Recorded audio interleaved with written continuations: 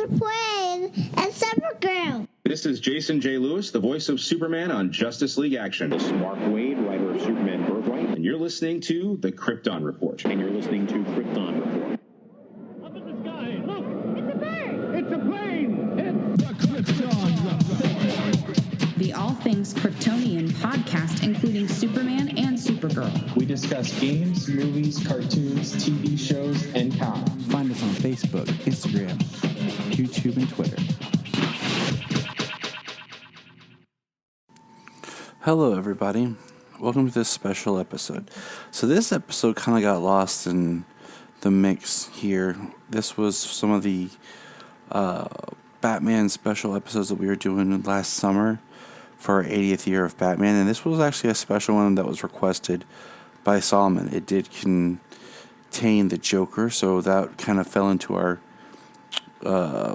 plan, but it didn't have any live action counterpart to it. Like all the other ones were theatrical released, like The Mask of the Phantasm. So we went ahead and did this one because Solomon had requested it. And this audio, I had to clean it up some. But it kind of gives you a little bit more of a rough appeal and a peek back at how things happen. And it was just fun. And I'm releasing it just as a special episode. And it's kind of cool to hear Solomon so interactive in the episode. So I hope you enjoy our commentary track to the animated feature Batman Under the Red Hood. How you doing today? James, what are you doing? How you doing today? How am I doing today? Pretty good. I'm doing pretty good, buddy. I mean, best I can be when you're an adult. How are you doing? Good. That's good. Mommy's upstairs, watching her show. I don't know what it is. Welcome to the Krypton Report. All right. You heard the man. Welcome to the Krypton Report. What are we going to be watching today, Solomon? Batman versus Red Hood. Batman Under the Red Hood, huh? I call it Batman versus Red. You call it Batman versus Red Hood? Yep.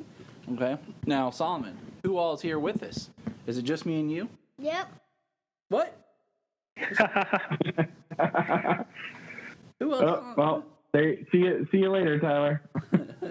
Who else is online with us? Well, we had a good run, guys. James. See ya. Oh, James? Yep. You mean James the Batman Cole? Yeah.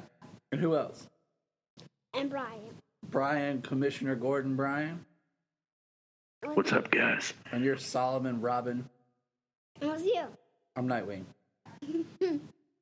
So who's Red Hood? The mystery continues. Don't be the Red Hood. Too many violent tendencies. Mommy. So today we have been doing our watch Just mommy's violent. of Batman films and with the Joker. And we've been doing theatrical films. But this is a special occasion because this was requested by Solomon last time when we did our Batman Mask of the Phantasm. And this does have the Joker in it. We thought, you know what? We're going to do this. You know why? One, because this movie is awesome. And it would be fun. So we're looking at 2010's Batman Under the Red Hood. Can you guys believe it's been 9 years since this movie came out? 9 long years. And I mean, and right off, Yeah, this is one of the best films they've done. Mm-hmm. Yep. I totally agree, sir. This one's a little different. 'Cause we're not like, absolutely. how old were you? When did you go see it? This is like, did you buy it? Did you rent it? Like, do you remember the first time you watched it? I think this came out right about when I proposed to Jen. Maybe this came out Okay. What about you, James? First time I watched it is I bought it the week it came out and took it home and popped it in the DVD player and have watched it unknown number of times since. Yeah, I'm there. It's one of my favorite Batman movies. I do got the CD of it, but we got got to see basement. So. And we watched it with Uncle Caleb last time, didn't we? Yep, we did. I remember when it came out, I was working at Blockbuster, and I took it home and watched it. And then I bought it in 2013 when I was at that used video store, and it was like 5 movies for $20. And I ended up buying. Somebody had sold a bunch of these DC animated films, and at that time, we had just bought. I think we had just bought the Flashpoint Paradox, used from the video store, and then I saw that and I bought. It was this one. I think it was this one. Year One, Doom, Batman 66. I think Gotham Knights maybe, and I just took them all, and that's when I started buying them all, because I had a couple, but that's when I got serious about buying every one that came out. So.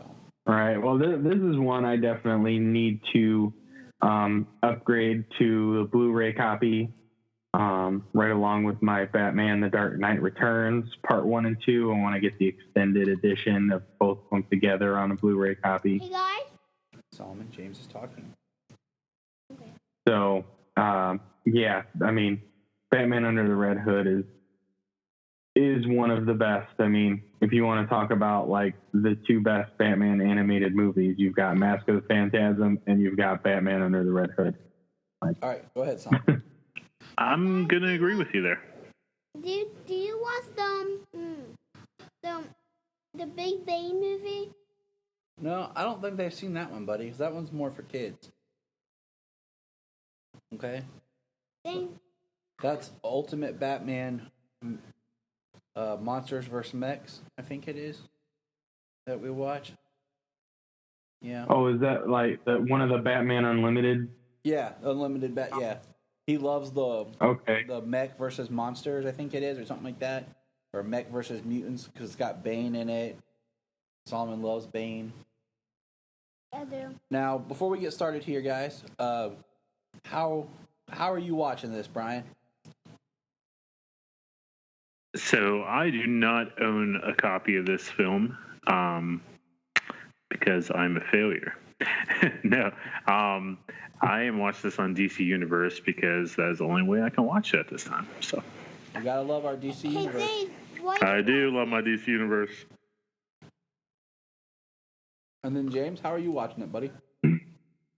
I decided to watch it on DC Universe as opposed to my DVD because I wanted the HD quality.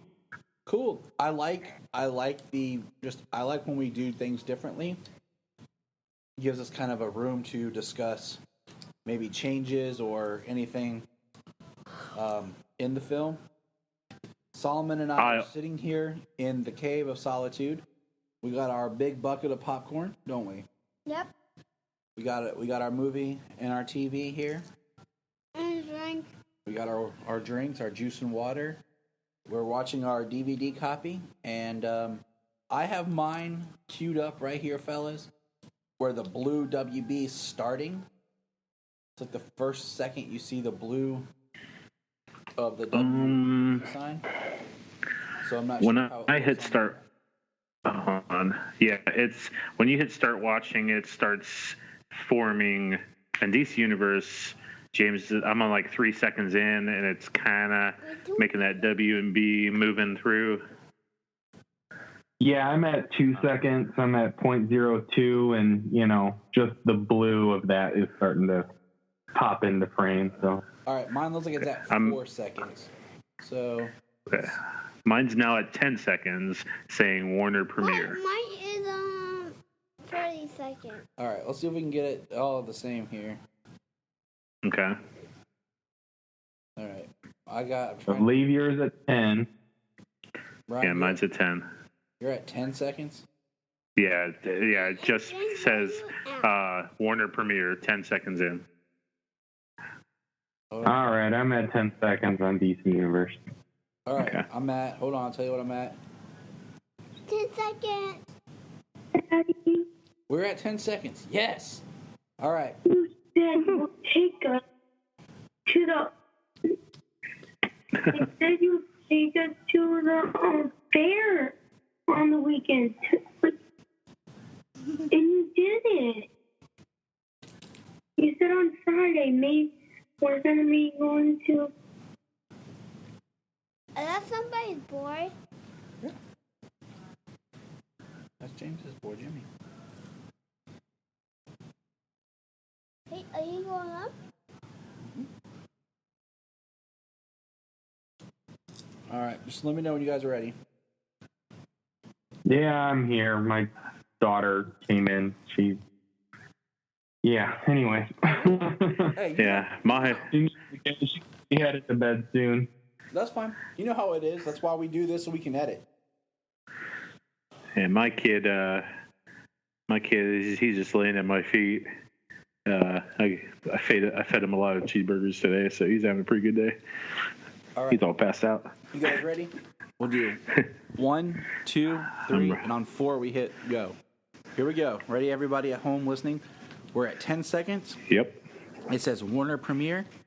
1, 2, 3, go. A Time Warner Company. Soon it'll probably say- DC logo is being formed. I like this logo. You know, it only appeared in, 2 movies, I think? Like, theatrical. This was kind of the DC logo they did for Superman Returns. I don't know if it was in the theatrical Green Lantern or not, but... Okay, here we go. I know, I'd have to go back. It's, they went through 3 different DC logos in the last 10 years. Yeah. 15 years, maybe. Now... Yeah, I didn't like the D that looked like a page turning. I thought that looked stupid, but I like this logo. Not yet, buddy. Did either of you guys ever read the Red Hood comic where they bring back Jason? Not until after I saw the movie, and actually not until I got DC Universe. So pretty recently, actually. I read it 9 years ago after I saw this, and I can't remember all the details, but I just remember thinking that I liked this better. Because if I remember right, it involved Superboy Prime punching the source wall or something, help bring him back, or something. Well, I never read Death in the Family. The only Jason Todd thing I ever read, and I actually own it, is Batman: The Cult with Deacon Blackfire. Awesome story if you haven't read it. Robin's not been served yet. Nope, Joker took his shoes. But I never read Death in the Family, and I never read Under the Red Hood. I guess the only Jason Todd stuff I've read is a little bit of, his little bit in Hush, and then I read the Battle for the Cow. So I did read Death in the Family. He was resurrected in Under the Red Hood. They did talk about how he was resurrected by Talia al Ghul. Okay, I couldn't remember. Not not Ra's al Ghul in this sense here, but I like this version of how they bring him back. I did read Death in the Family. I mean, it's an okay story. You spend more time with Jason trying to find his mom and stuff like that before he does die. He dies a little bit more heroically trying to save his mom. But I don't mind this. I don't mind the way they tell the story here. So we have the Joker just leaving Jason beaten up on the ground. What do you guys think of DiMaggio's Joker voice? Go. You like it? I think he's fantastic. Now he's no Hamill, but he's also less jokey. Hamill was still very funny. Was still very much the clown. for a long time. And DiMaggio's Joker, he's, you know, and the way they wrote him and the way he was drawn and portrayed, you know, he's very deadly. Why can't you get up? You hurt, buddy. I unfortunately cannot hear what he sounds like. I mean, you get him? but I'm gonna have to go with James on that, because I will never forget Mark Hamill's Joker's voice. But Mark Hamill would always crack those jokes and be the clown and comedian while being a psycho. And just looking at John's Joker in this cartoon after all this time, definitely a little bit more serious of a Joker. I mean, Jason Todd's one of those characters that the best thing he ever did was die, because that's what actually gave him a story when he came back.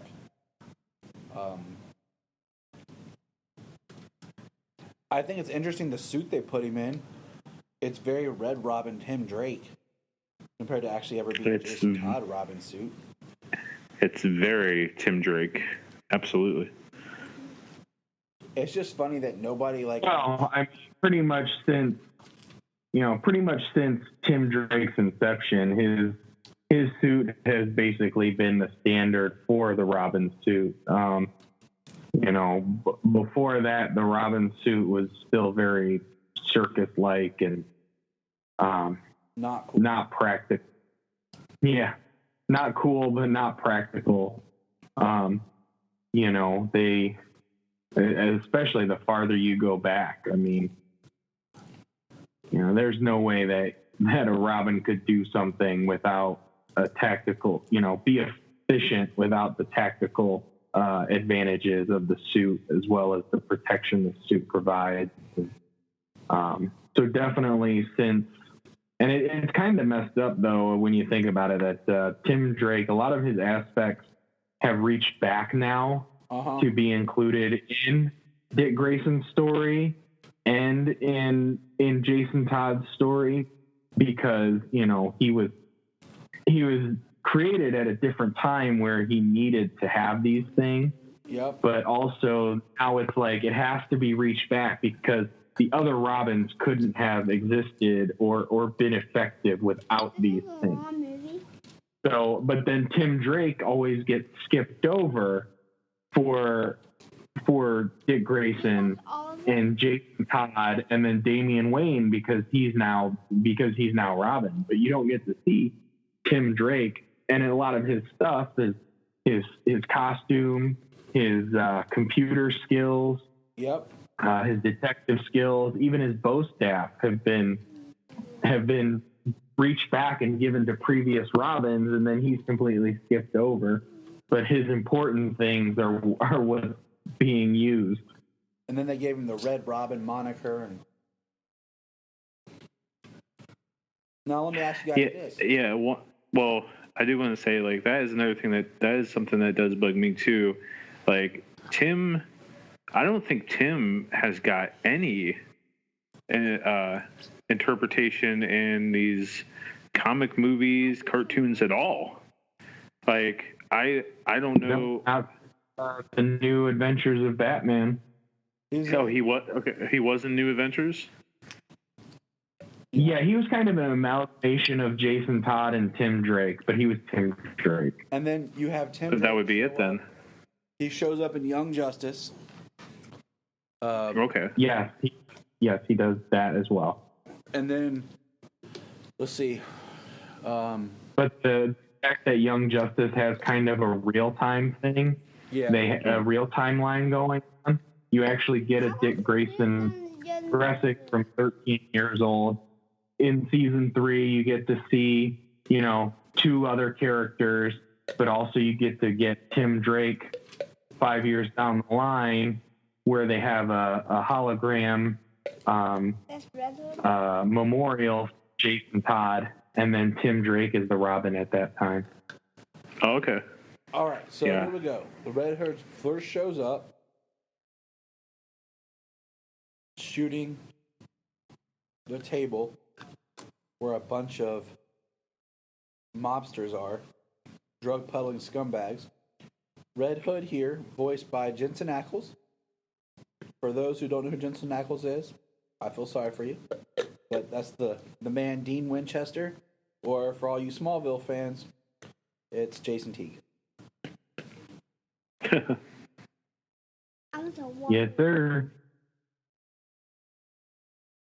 I like him as the Red Hood, and it's funny because I've gotten so used to the way he does his voice for Dean Winchester that hearing him talk a little bit more normal was odd. Now this is pretty Right. This is pretty interesting when he tosses in the duffel bags. And everyone's reaction just like, Yeah. And this part here is also, this is straight out of the comics as well. He's bad now. So one thing I like about the Red Hood here that's very interesting is that he says to them, you guys doing drugs, you cannot deal to children. Like, don't be dealing to children. Keep your things going. I'm going to take over. And here's a whole duffel bag full of heads. So I'm going to kill people, and here's some heads here, but don't deal to children. Like, there's still this somewhat of a code. Like, we're not going to mess with kids, but we're still going to be violent. yeah. And how? Well, as the movie progresses later on, when he's talking to Batman, he understands that you can't stop crime, that you're never going to get in front of it. Yes. So in his mind, the best way to get in front of it is to actually control it. So violence among adults and criminals is one thing, but selling drugs to children, that's a big no-no, and he'll kill you for that. Which is He's still got a code. He has a line. Now, what are your thoughts on Bruce Greenwood as Batman? Well, he carried over to Young Justice, and This is my second favorite Batman voice. Right now, like I think he's really good. if it's not Conroy, this is the Batman voice I want to hear. I'm probably going to have to mute my mic and turn the volume up just so I can hear his voice. So, because I have no opinion. Amazing. Who's that guy? It's amazing. Bruce Greenwood is really good. He He's big and giant. he's charismatic enough as Batman, as well as he certainly has he brought a gruffness to his voice. I mean, there are pretty much almost 3 top Batman voices. I mean, even though I like Diedrich Bader, he's a completely different type of Batman. Kevin Conroy's the best, but Bruce Greenwood's really good. He's definitely second, I'd say. But I've gotten used to Jason O'Mara since Justice League War. He's been in so many. Yeah, Jason. He's played Batman roles. Yeah, he's the continuity Batman, and he's the only voice actor in continuity to stay. Because Justice League War, he's been in, I think, the most continuity films. And Justice League War had a different Green Lantern, Wonder Woman, and Superman. Yep, Alan Tudyk was Superman in that one, and then it's been Jerry O'Connell since. Jason O'Mara's been the same. In that one, it was Michelle Monaghan was Wonder Woman, and now it's Rosario Dawson since Atlantis. Yeah, and it was a different guy as Green Lantern, and Nathan Fillion has been Green Lantern since, except for that one stint where they had Jon Stewart in there. Yeah, that don't count. It's a different character. Shamar Moore's been Cyborg since Justice League War. Okay. Yeah. So it was just Wonder Woman, Green Lantern, and Superman that changed, and then I think there's been some small ones that changed. I think the Flash is still the same. Christopher Gorman. I'm pretty sure he's still the same. But How do you guys like Neil Patrick Harris as Nightwing? I actually like it. It's pretty cool. Yep. I think, just to me, still, when I think Dick Grayson, it's always going to be Lauren Lester. Since he did Robin and then he did Nightwing. So no matter what, that's kind of the voice I hear. Right. Well, Good now in the continuity film, it's Sean Mayer. Mayer, yeah. He was on From- Firefly, and he was in Arrow as Robot? he was in the Suicide Squad episode of Arrow. Yeah, he was a robot. Yeah, he was. Cool. Huh? I forget which character he played. He was River's brother. He was the doctor in Firefly. Yep. Gotta love Firefly. Oh yeah, absolutely. The TV show I'll show you sometime. I have never watched Firefly. What? I have never watched Firefly. I think part of my soul just died. I know, right? I thought I knew you, Brian. I thought. Wow. It has been sitting in the Netflix queue forever. I'm aware of its existence, but I think probably part of the reason why I haven't watched it yet is that what if I really love it and then I know that it's canceled and it's gone, and maybe I don't want to deal with that. So there's a meme out there about Firefly where it's like something of like 13 hours or whatever of pure bliss and then a lifetime of withdrawal because it was so good. I love Serenity, the movie. Me too. I saw Serenity before I saw Firefly, and then I saw Firefly and I was like, this is not fair. So we got Batman chasing Red Hood. Yeah. Back to the Batman and Red Hood. So Batman is in the Batplane. Brian had to bring us down. This is really cool, like when they do the CG in like 2D animation. So we have the Batplane flying in a bridge, under a bridge, chasing a car, which is pretty scary when you think about it. But it looks awesome. Yeah, the maneuverability of the Batplane is outrageous. Outrageous. It is Red Hood. It is Red Hood. I think the maneuverability of this plane is completely realistic. I mean, those sharp turns, going down those tight alleys, completely and utterly realistic. Yeah. That plane is way. That plane is way beyond. Yeah, it is. And just so you know, I heard Batman's voice, and yes, I agree. Probably the second best Batman voice. That's why I love that he does the voice in Young Justice.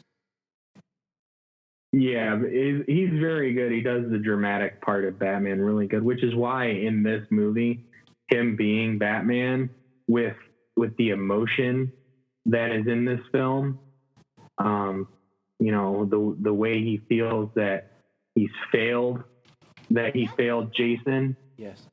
So right here, we're getting the flashback scene of when Batman was taking on the Red Hood originally, and he trips over and falls, thus giving the birth to the Joker. The original Red Hood.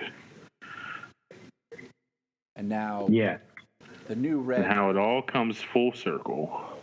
The Red Hood's confronting him and saying, "Your first failure."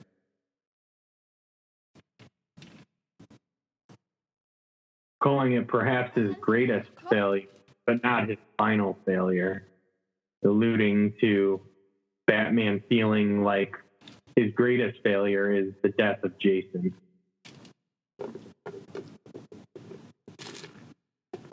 the thing he feels worst about is a child in his care, who was murdered in the line of duty. Yeah. Even though he failed and the Joker was born and countless people have suffered, he still feels worse about one of his soldiers dying. Why do you like in James, oh, go ahead, why Sola. do I feel like his Batman voice? We like this guy. See, now look, I like this real quick about the Red Hood. Like, we see different incarnations of the Red Hood.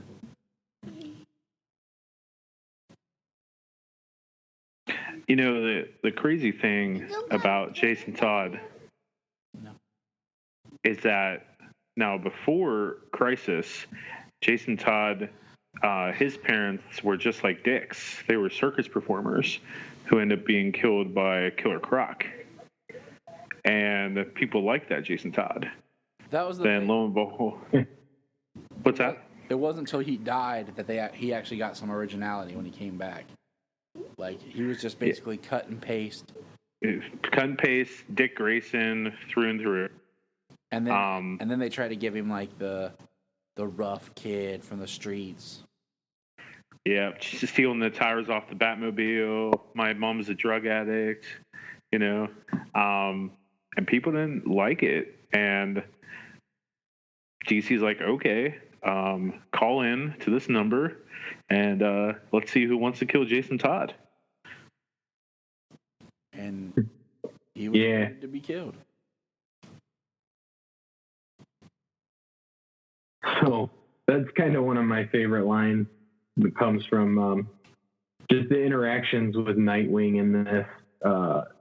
They do have a history, a chemistry together with their fighting and dialogue back and forth. He's stirring up heat. So guys, can't you for once say, "Let's get in the car"? You're supposed to be right on his heels. You're supposed to be right on Batman's heels. Like if you're working with him, you need to know what he's thinking. I love seeing Nightwing. And here's Joker taunting Batman. He just knocked his head over. Mm-hmm. Do you guys think that they're gonna bring the Red Hood maybe into the continuity films? I think so. Like tie it into what's going on now. I like them. So we. I hope they do. Honestly, And what's the? Because he's a very big character in the comics and in animation and games these days. Because I mean, if they do the films and kind of like if they do the films anywhere close to the comics, I mean, Robin came around like a year after Batman started, and then it would be a handful of years before Dick Grayson moved because he was older, and then he would find Jason right after that. He started the movies already where he's a handful of years into his career. I mean, you could have Dick Grayson getting ready to move on and Jason Todd coming in or something. Yeah. Or even start with Dick Grayson gone and with Dick Grayson gone on his own and Jason Todd being the Robin. Oh. So, no. Let the kid toys right here. Toys go over there. I mean, I was gonna say, like, out of all the Bat family, like we talked about, Tim hasn't been there yet, but the only one who hasn't really appeared yet has been Red Hood, Jason Todd. We haven't got Tim, we haven't got Red Hood, and out of the core Bat family. Right. Now we're getting Black Mask. Well, Which, let's talk about Black Mask for a minute. Are either of you like really well versed in Black Mask? I know a good bit about Black Mask. I really, really enjoy him as a villain. I think he's completely underrated and underused. Should I go on what I know? Yeah. Okay, so he is like, I put in perspective, where Bruce has respect for his parents and what they built, Roman Sionis does not. He feels he's completely better than his parents, and he made that black mask out of the coffin of his father. If I hope I remember that right. Yes, I'm pretty sure I did. Sounds about right. Yeah, Roman Sionis, like total badass character, criminal Underwood, criminal underground, whatever. Very underused character. When he was announced for Batman Arkham Origins game, I was very excited. Somebody new, somebody that wasn't the Joker. I do love the Joker to death, but sometimes the Joker gets beaten to death. Like, he's just overused. So I like new villains. And then in Arkham Origins, when it was revealed that it was the Joker the whole time, I thought that was kind of disappointing because Black Mask is that psycho, that uncontrolled rage, that that unhinged villain that is so great. Definitely underutilized. So it's so great to have a movie and a story where he's at his best, like this story.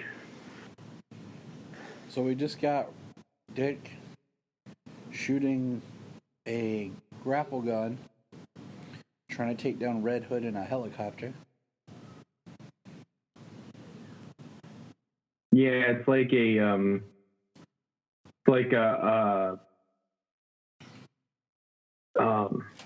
some kind of like large grapple gun with like an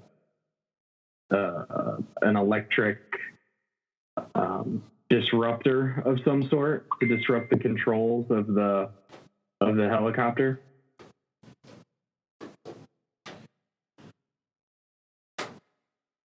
I will say, which is pretty awesome. He gets a line of missing the toys when he used to run with Batman.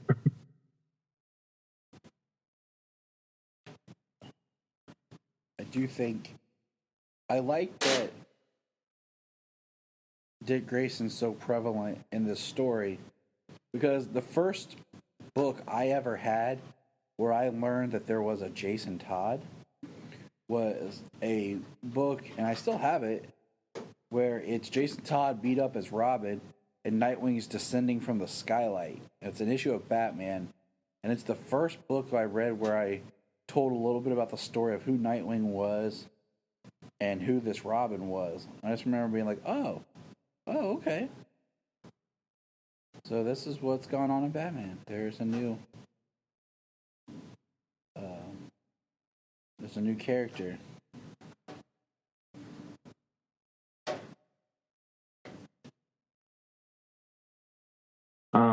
So I mean, my first introduction, to Red Hood and Jason Todd was this movie, and then subsequently reading, learning about him from here and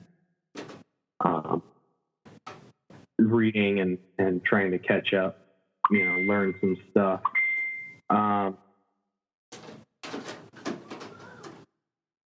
It's kind of crazy how, like, in media, as it were, so far, we, like, in the 90s when we had the movies, like, Chris O'Donnell was kind of like a mixture of Dick Grayson and Jason Todd. Yes. And then in the later 90s when we got the animated series, it was like Tim Drake was a mixture of Jason Todd and Tim Drake. So we've never been able to. We've never just got at all of them one by one. But but has Dick Grayson ever been Dick Grayson? I'd say so. That's maybe he's the only one that gets full respect, in my opinion. When he was the only one who existed. Yeah. Dick Grayson definitely has had the most exposure over the years. And now, because he's the current Robin, Damian Wayne gets kind of like the next amount of exposure. It's only because of the tragic story and how it's been portrayed since his return and how interesting of a character he's become has Jason Todd become more popular.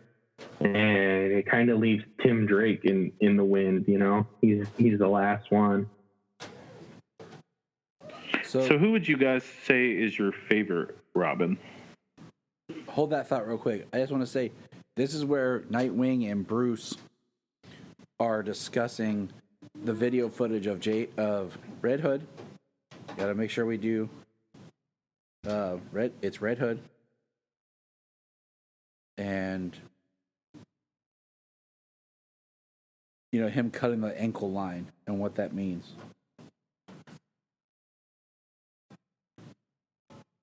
Yeah, that this Red Hood has had a lot of training and he's very skilled.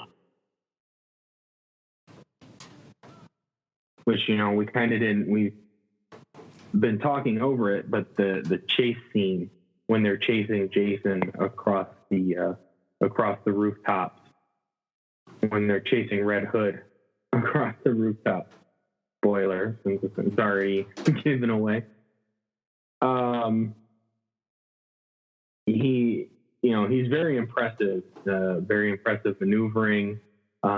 He impresses Dick Grayson, and you know, you suspect that Bruce is impressed, but obviously he would never show it or let it be known that he was impressed. But he makes a very skilled escape to get away from Batman at night. Now we're seeing the flashback of Jason and Bruce when they first went out. You wanted to watch this. Come over here and watch this.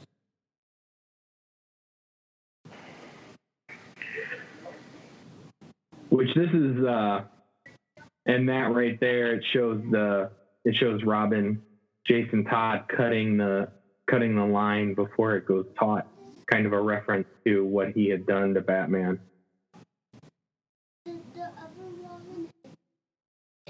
More impressively, cutting Batman's line because not many knives can cut Batman's line.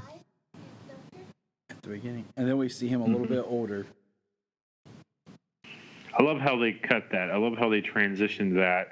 Like, we start with this playful kid that just kind of having fun there, and then they transition right into, okay, he's getting older now. He's getting a little bit more violent and uncontrollable here.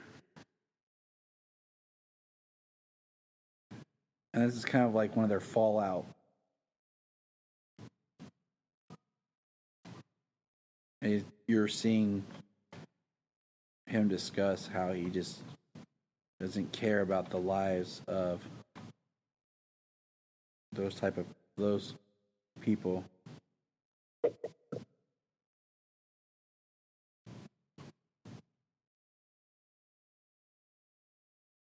And Bruce he's starting to put it together. You know, I like the shot of him standing in front of Jason's costume. Yeah, like he pretty much puts it together like right away. As soon as he knows that he's Bruce, or that he knows that Red Hood knows that he is Bruce, you know, he knows who he is. You know, Bruce knows everybody that knows who Batman is. Well, do you think, from a continuity sense, do you think that he pieced it together so quickly because this story in continuity in comics takes place after Hush, where he was already joked that Jason was coming back or was back, and we didn't know where his body was. So Bruce was like, oh, okay. So his body really was taken. Or do you think it's just merely coincidental and I just like continuity too much? You know, I think that's one thing I never mind. I'm not gonna say that on here. Spoilerish, but I not even out for home video yet. yeah, it's on digital. Yes, don't do that. Don't do it. Solomon, but I think right. in a way, maybe, but you know, I think it was just one of those. I think it sparked an interest in the character in Hush, and I think also just for the fact that this film has to move along, that it makes, you know, Batman's the greatest detective, whereas had this just been the comic, like it drags out for a little bit longer. See, when I read Hush, like when it was coming out, and I read Hush, that part where, hey, this could be Jason all along, like that really pulled at me emotionally because I'm like, whoa, they're bringing Jason back, and this is Batman's greatest failure. It was a big deal. And then years later, when they really did this story, Jason coming back, like it was just definitely, oh, well, when we did this in Hush, yeah, this really tied in emotions. People like that. Yeah, you know what? Let's just bring him back. Right. Well, for in this, for the movie, I mean, for continuity's sake, I mean, it makes sense. But you know, for the movie, I just kind of saw it as, you know, Batman being the greatest detective that he is. That he knew, that he knows who knows, that Bruce knows everybody that knows that he's Batman. So there's only a handful of people that it could be. So through a process of elimination, plus the, you know, he knows Jason Todd's abilities, his maneuvers, things like that, and you would need a certain amount of knowledge to be able to do stuff that he does. And then when he calls out his name, I mean, I just figured it was all that he knew he put it together that quickly. I agree. So I was looking up Batman Under the Red Hood. Actually, it was called, when it was printed, it was Batman Under the Hood. Then later it was called Under the Red Hood. Was in November of 2004. And it went from 2004 to 2005. And Hush was 2002 to 2003, I think. Yeah, there's Hush, and then there's a story called like Broken City, and then maybe one other one, and then this one. In the comic books, they dragged it out a little more, but Batman also interacted with more people during this time. The flashback was of Captain Boomerang. He interacted with Superman at one point in the story. Yeah, I mean, this is very streamlined. We're getting Batman and the Red Hood now kind of fighting together against some assassins that have been hired. Oh, that was awesome. Or that was when Batman, they threw a car at Batman and he went through the passenger door and out the driver's side door smooth. 'Cause I'm Batman. 'Cause I'm Batman. Yeah, besides a few things in this movie, when it comes to the fighting and the martial arts, some of the camera angles and just a few of the leaps here and there, you always got to suspend your disbelief, even when it comes to Batman, or maybe especially when it comes to Batman. But just got a great line by Red Hood. He said, "I got to admit, I miss watching you work." Yeah, I like that too. He is the best at what he does, and that's kind of what I'm getting at. He's amazing. The fighting in this, the hand-to-hand combat. Batman is quite efficient at what he's able to do.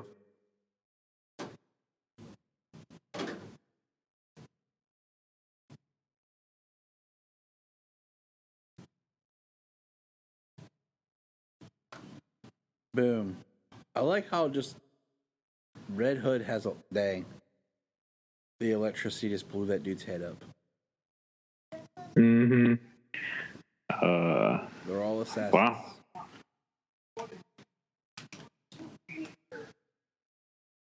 And at the time when this came out in 2010, it was still pretty early in this, and that was a big deal. The guy's head basically exploding all over the wall like that. There's a lot of things like that in this, like the duffel bag, and then we'll have another one later where they get away with it just because of the subtlety of how it's used. And this is where we're getting Red Hood and Batman arguing about crime and what he's doing compared to what Batman's doing. I mean, it is kind of crazy. You think about Red Hood's only been around for what? 15 years. Yeah. Mm-hmm.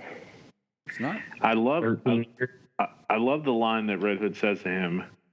You know, you fight these criminals, and most of them are afraid. But what do you do to the ones that aren't afraid of you? And he's like, I take those guys out. And like, that's what Batman always focuses on, is the criminals are a superstitious lot and a cowardly lot. You know, I place fear in them. And for Red Hood to say, what about the ones that are not afraid of you? Like, yeah, that's powerful stuff. I mean, well, you know, that's criminals are how afraid of him. Super villains are not. Yeah. And that's what Batman. Yep. Yeah, he started as going after the regular criminals, the criminals on the street, organized crime, that kind of stuff. But when it escalated, that's when things got crazy, and that's when Batman even had to up his game, and when he became so much better at what he did. Yeah, I mean, it just changes everything.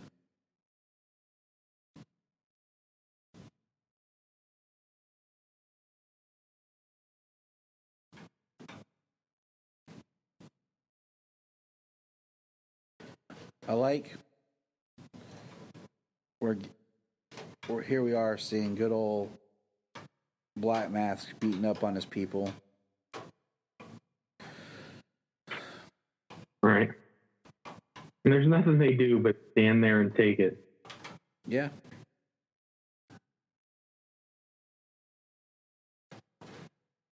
I mean,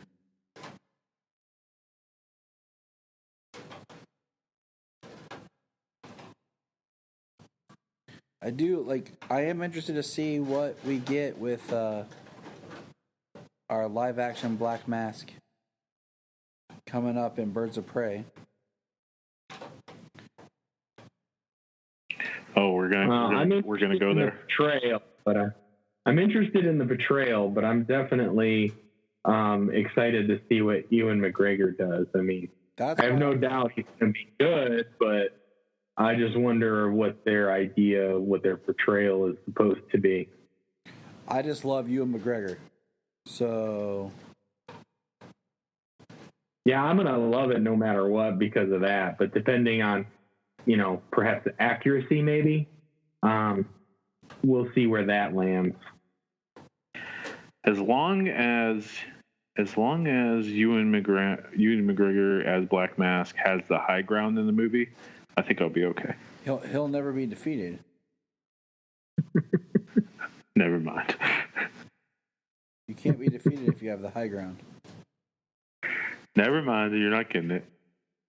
I do get it. We know. All right. That's why I said, as long as he has the high ground, he even says, you can't take me. I have the high ground. Don't try it. Sorry. I love Ewan McGregor. I have loved just about everything he's done. But I'm not a fan. I'm just not a fan of changing characters just to change them. Like, it doesn't do anything for the story. It's not like a character development. It's not like, it's not a growth thing for the character. It's just, you know what? Let's just change something about the character because we want to hit some minority or whatever. I'm not a fan of that. That's just me. Like, it's one thing to change an aspect of a character that's already existing, as it is to saying, okay, we're going to make Falcon Captain America. Like, that's a totally different thing, because Captain America is the representation of America and stuff. So Falcon being Captain America is awesome. It's perfectly fine, and it makes sense story-wise.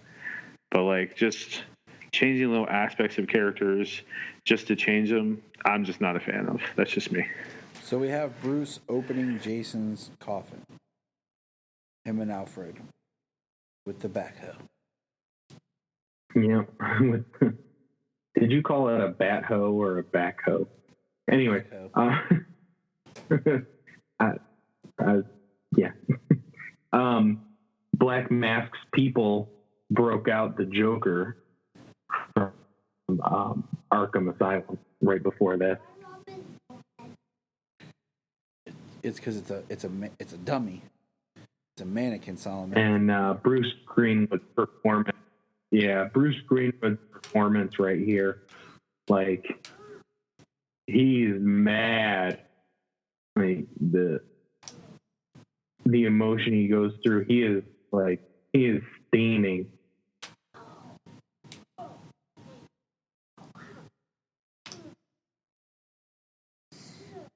Because he let emotion dictate something, like he let emotion dictate what was going on, and he didn't bother to look any farther into what had happened. Jason being dead, Jason was dead. Made the proper preparations from there, but didn't do what he would normally do. And now he blames himself for Jason being back and everything that's happened.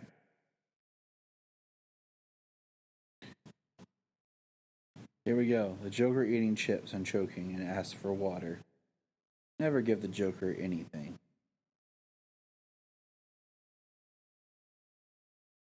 Boom. Anything. Kind of reminds me a little bit of The Dark Knight Returns, where he gets the coffee mug. So he just shot and killed all black masked people, and now he's holding the gun, just cracking up.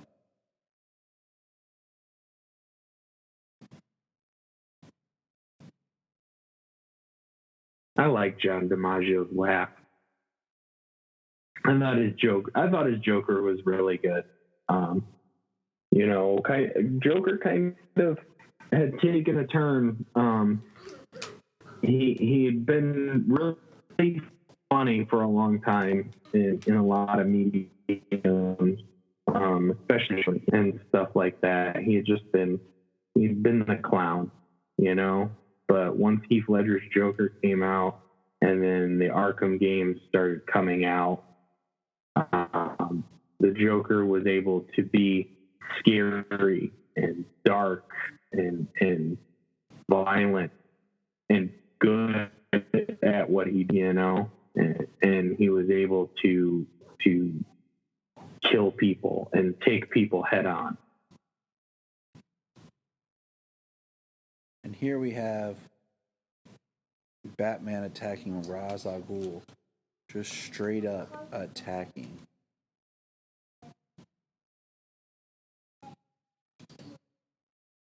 I love Ra's al Ghul. I just gotta say it. One of my favorite Batman villains of all time. It's crazy the just blatant, like, usually Batman would not come at him like that, but he just does not care.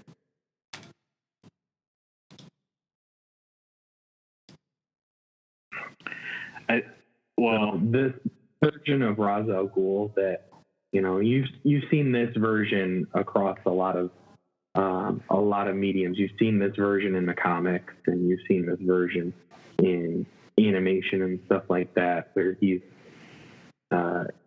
very methodical, and he doesn't mind spilling blood and killing people, but it must have a purpose, And this version is the version that I prefer the most.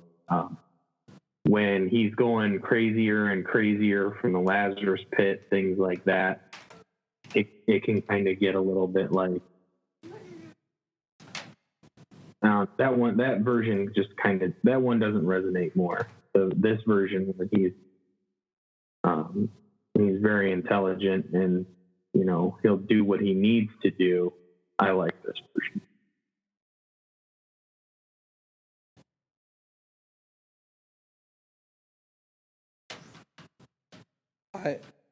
I like this version as well. I also I find DiMaggio's Joker, at first I didn't like it, but then it grew on me over time. And here we're getting Roz talking about why he did what he did with the Lazarus pit.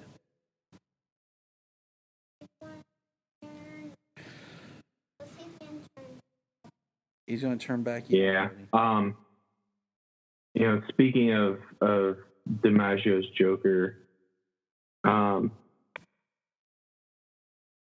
like I enjoyed it right away, and how they brought Bruce Greenwood over to Young Justice. I had always hoped, because I'm pretty sure that John DiMaggio actually does voices in Young Justice, because I'm pretty positive that he plays the exact same character in Young Justice as he did in the Green Arrow animated short that they did, the showcase for Green Arrow. He plays this exact same character from that as he does in Young Justice. I kind of wished that they would have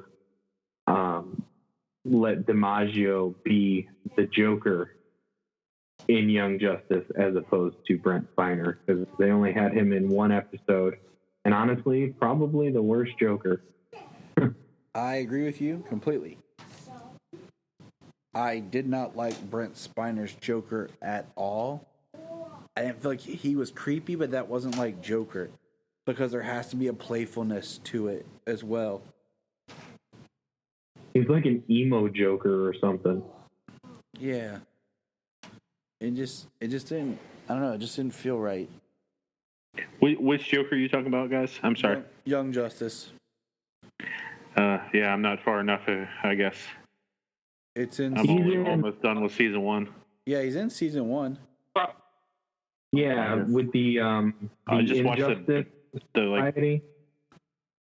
I just watched the episode where they brought in Artemis. That's kind of how far I've got. Okay, it's still a handful of episodes away.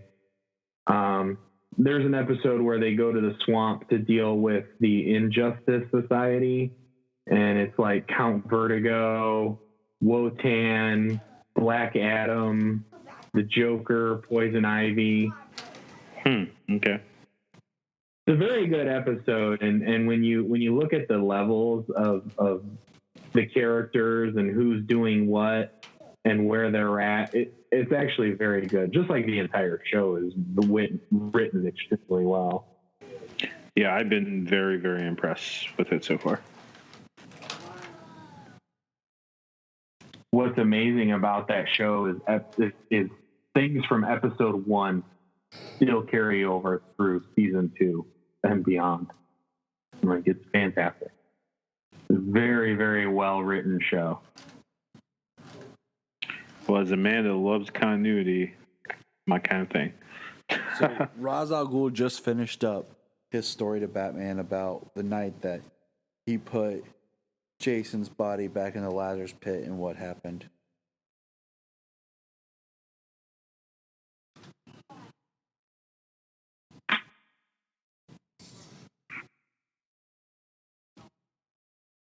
Yeah, Jason came back kind of psychotic, killed a bunch of people, and jumped out the window and disappeared.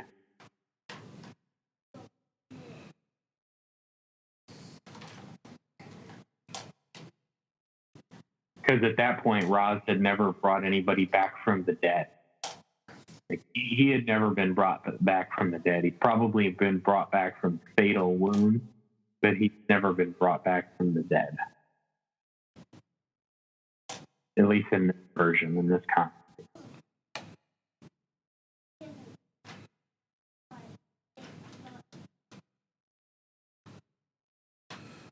So, and it was Ra's, in a way, trying to do something nice and redemptive for Batman. Yeah, correct or wrong. I don't. Okay. Yeah, I don't think there's any villain that respects Batman as much as Ra's. Ra's is always interesting because sometimes he's written as like a real villain, and sometimes he's not.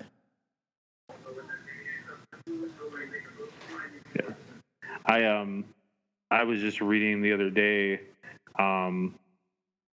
the first introduction of Ra's by Neil Adams and Denny O'Neil. And Ra's seriously just shows up in the Batcave with his assistant, and Batman's like, "Who the heck are you?" He's like, "I'm Ra's al Ghul," and Bruce is like, "Well, how did you get in here?"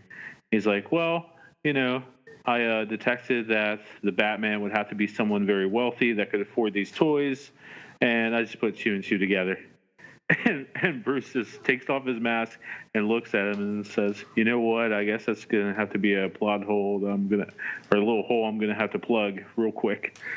So I think maybe that's where Bruce was really like, "You know what? Maybe I have some holes in this Batman venture here." Here we go. This is like the Red Hood confronting the Joker. And I kind of wonder, like, how much time has elapsed, since Jason's death and resurrection in the story here.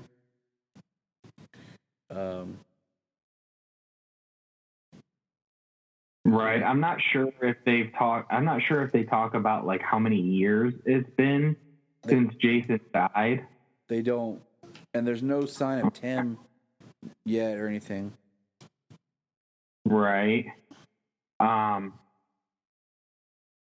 So yeah, I mean that is something that's something I'm not sure of within this continuity, because there should be a Tim at this point, long before Jason's resurrection. But also the story, he was a teenager when he died, and now he's a fully grown man. I mean, there's like at least 5 years if he was an older teenager when he died to be in his early 20s. See, Joker said, "Have we met before?"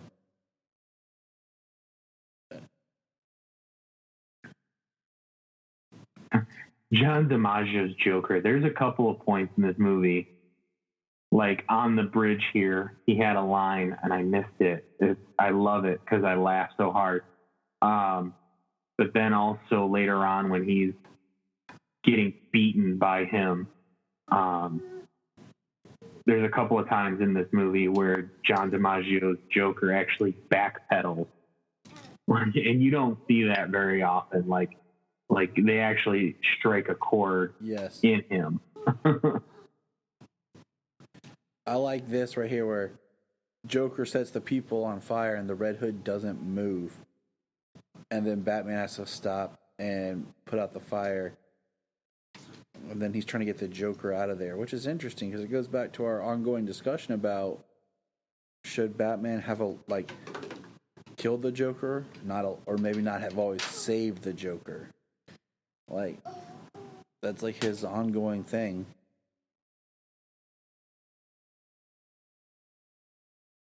Yeah. It's an ongoing struggle, which, his lines coming up when he's talking to Jason, as opposed, when he's actually talking to Jason without the hood and in view as the Joker, like, it's what he wants to do. He wants to kill the Joker, but, he knows he can't. I love this scene. Just the symmetry of the Red Hood now beating the Joker with a crowbar. And the way they animate it's very similar to the scene we saw in the beginning of Joker beating Tim with a crowbar. And I'm sorry, if I got pelted like this with a crowbar, man, that would bruise and that would hurt. I'd be done. Break your arm in the swing. These people get hit and keep on talking. Yeah. That's actually one of the back pedals that Joker does right there. Are we gonna play truth or dare? I pick dare, and then he pulls out a crowbar. He's like, on second thought, I go with truth. He actually puts some fear in the Joker when he pulls out that crowbar. Like, crap. And here we have our little flashback type thing of Batman going to his car and Jason stealing tires.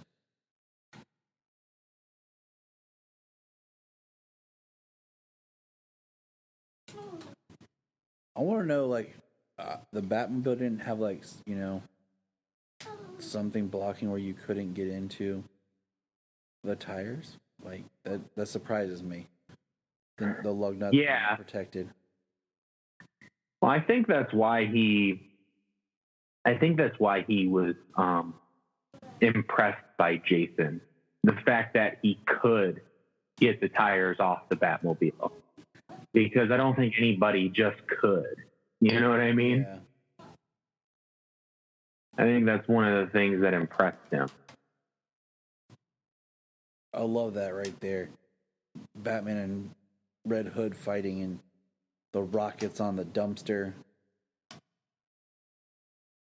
Yeah, this whole fight scene is really good. A lot of the moments are out of the comic book panels, which is really cool.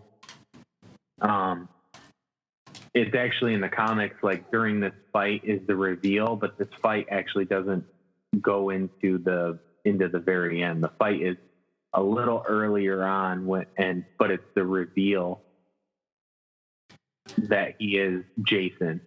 Yep. So, but that slice on the neck is directly out of the comics though as well, showing the armor underneath the cowl on the neck. He's protected everywhere.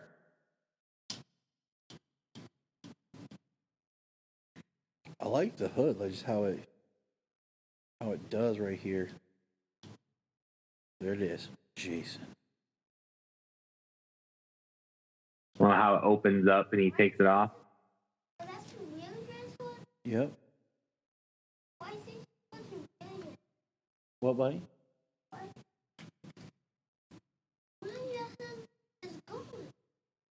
Yeah, that's the good Red Hood now. He's being good guy now. He's turning good guy. He blew up his helmet.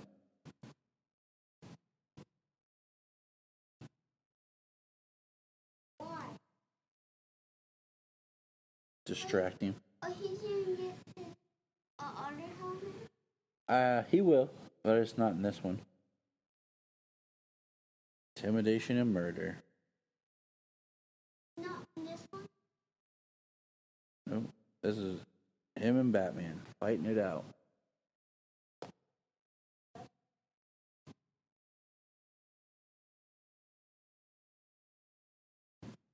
So what do you think, Solomon? You like this one? Yeah. I thought Redhood was somebody else. Yeah. No, was it? Yeah. We're both just a couple of walking armories.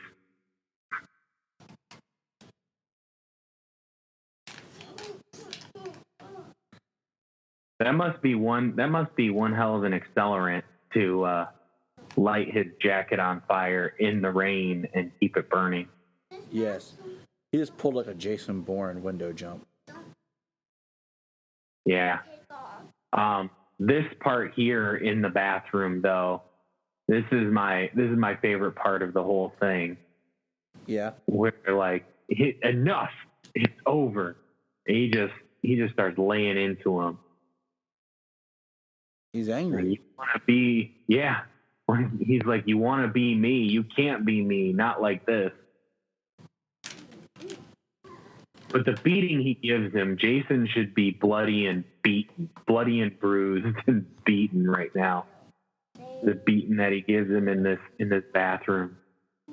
But I love this, where he says, "I try to save you now," and what he says right here. His whole speech about "you let me die." yeah, Where he says, "I forgive you for not saving me, but why on God's earth is he still alive?" And there's the Joker laughing.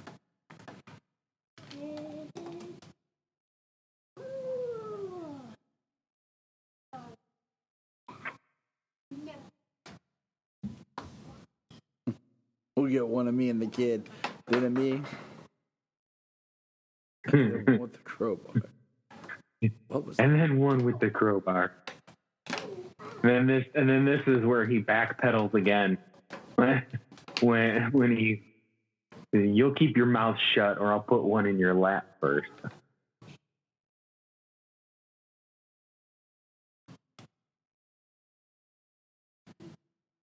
Because he's quiet after that.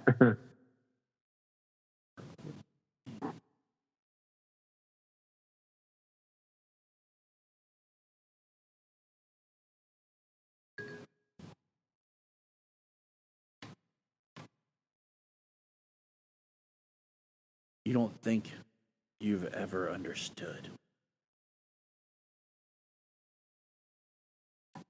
Not sure if yours kind of goes a tick faster or it just was a little bit farther ahead.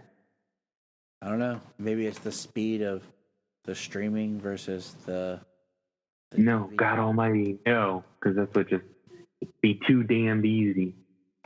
That's where I'm at. But if I do that, I'll allow myself to go down into that place. That's where I'm at. And then end him. I'll never come back. That's where if I'm I kill at. him. Aw, so you do think about. Yeah, you guys are a few seconds ahead of me. That's okay. I said the other night, I've seen this movie so many times, I really don't need to watch it. I don't have to watch it, and I could commentary on it as you guys are talking, and I know exactly what's going on. Yeah. Like me and my ex, this was our favorite. This was our favorite for a very long time. She actually did an English paper on this movie. So That's awesome.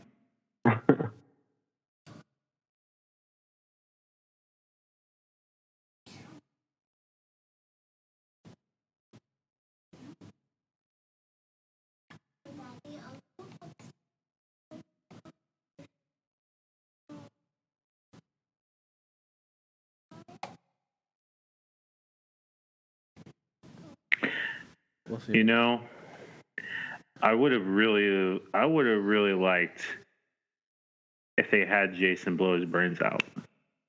Yeah, if we're gonna change it, let's change it up. Right. Right. And I mean, this was very loyal, obviously, but just even in the comic story, like that would make for a good story. What if Jason just really would have blew the Joker's brains out? I love how Batman dodges that bullet, by the way. That was great. Throws the batarang into the gun. Gun explodes in Jason's hand. Joker's laughing. I love what he calls him. He calls him an eagle-eyed, goth-loving marksman.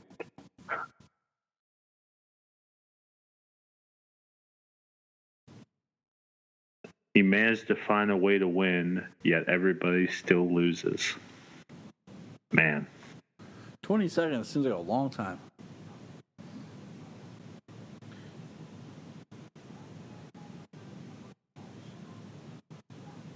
That's crazy. The Joker's ready to die with them both.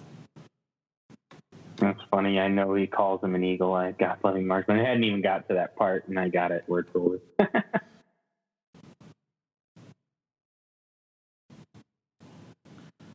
So we saw Batman grab Jason, and then we saw the explosion. Because he can't let him die twice. And there's Batman in the rubble. What's up there? I don't know, buddy. We gotta find out. There's Joker, laughing under some rock.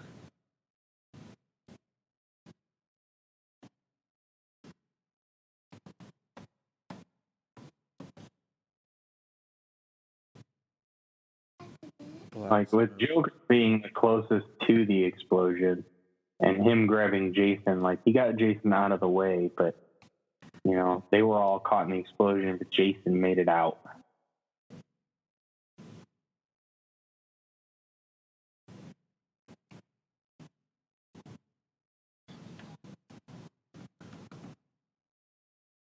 Black Mask going to jail. Ra's al Ghul watching it from his plane.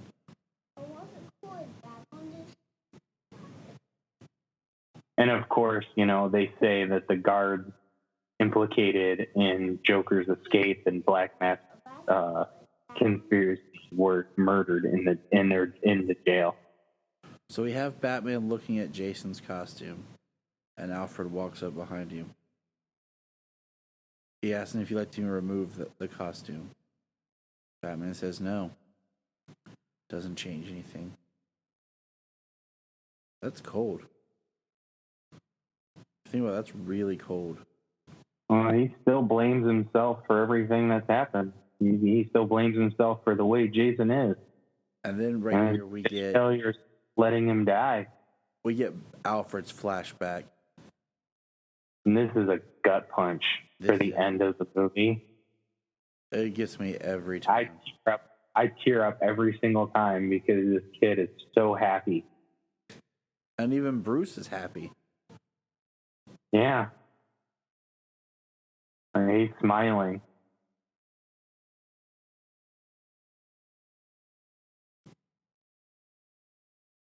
I got you, Batman. I got you. If I hadn't seen you slip behind the computer bank 3 minutes ago. Oh, this is when he was young.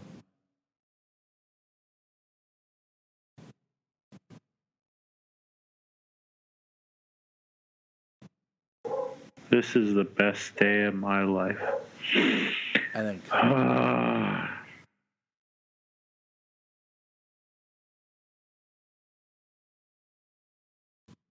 that's just, it's such a happy kid and a tragic story. Sadly the way it should go. All right. Fantastic movie. What's your final thoughts now that it's over? We watched it. What do you think? Was it good? Yeah. I'm gonna watch it. Okay. We'll watch it again sometime. Hey, Daddy. So, all right. Well, that ends our Batman Under the Red Hood discussion and our... We may have gone off topic a few times, too many, but we're good. You're watching it along with us. You like it as much as we do. So, all right. Solomon, you want to say, we're going to go to bed here soon. You want to say night to James and Brian? Good night, guys. But Night, bud. I have Good night, buddy. to